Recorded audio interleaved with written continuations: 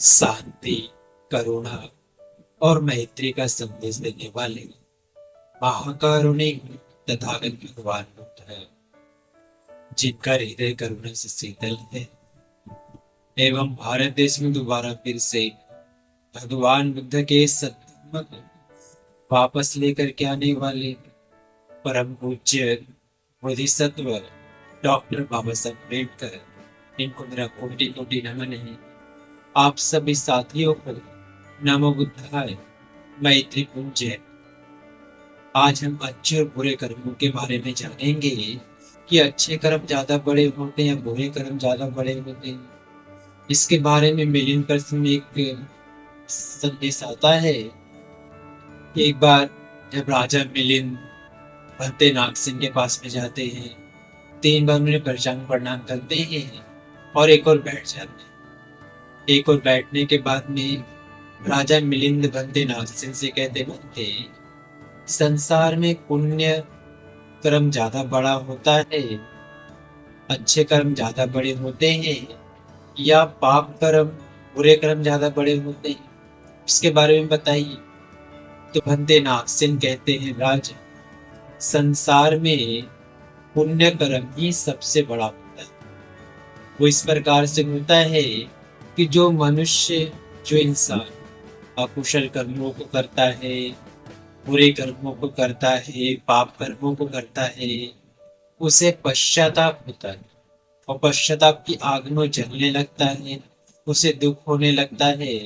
और जब उसको रोक देता है, पश्चाताप करके अपने पाप कर्मों को करने से रुक जाता है, तब अपने दुख से रुक जाता है। लेकिन जो पुण्य कर्म करता है, जो मनुष्य, जो भी इंसान पुण्य कर्मों को करता है, अच्छे अच्छे कर्मों को करता है, कुशल कुशल कर्मों को करता है, उसे कोई पश्चाताप नहीं होता। पश्चाताप नहीं होती तो उसके मन में प्रश्नता उत्पन्न होती है। प्रश्नता उत्पन्न होती है तो उसके जो शरीर, वाणी और मन से बुरे कर्म नहीं होते तो उसको शांति प्राप्त होती है। उसके जिन में शांति आने लगती है, शांति आती है तो उसे सुख का अनुभव होने लगता है। और सुख, शांति और संयम के साथ में ही वो ध्यान साधना का प्रयास करने लगता है, जिससे उसका जीवन निर्मल होने लगता है, पवित्र होने लगता है। उसके जीवन में खूब सुख, शांति और सुकून आने लगता है। इस प्रकार से पुण्य कर्म ही पाप या बुरे कर्मों से ज्यादा बड़ा होता है महाराज। ऐसा भंते नागसेन राजा मिलिंद को बताते हैं। भंते नागसेन कहते हैं, राजन, कोई व्यक्ति एक मुट्ठी कुछ फूल भगवान बुद्ध कर दान भी कर देता है तो 91 कल्पों तक वो कभी दुर्गति को प्राप्त नहीं होता है, क्योंकि अपने मन को प्रसन्न रखता है। दान देने से पहले मन को प्रसन्न रखता है, दान देते समय भी मन को प्रसन्न रखता है, और दान देने के बाद भी मन को प्रसन्न रखता है। और पूरी प्रसन्नता से भगवान बुद्ध को एक मुट्ठी फूलों का दान भी कर देता है तो 91 कल्पों तक, कल्पों के जन्मों तक उसे कभी भी दुर्गति नहीं होती। इस प्रकार से मनुष्य के अच्छे कर्म जो होते हैं, जो पुण्य कर्म होते हैं, वो बुरे कर्मों से, पाप कर्मों से बड़े होते हैं।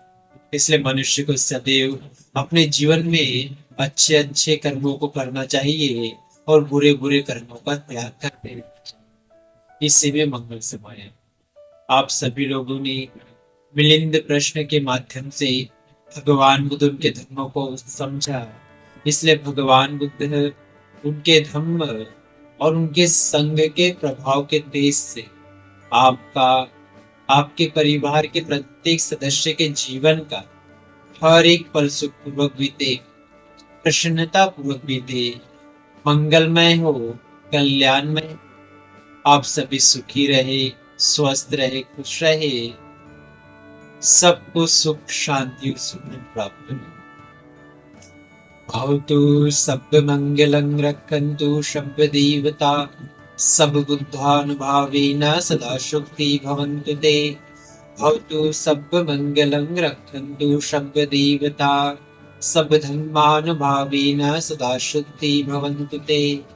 भवतु सर्वमङ्गलं रक्षन्तु शब्ददेवता सबसङ्घानुभावेन सदा शुद्धे भवन्तु ते सा सा सा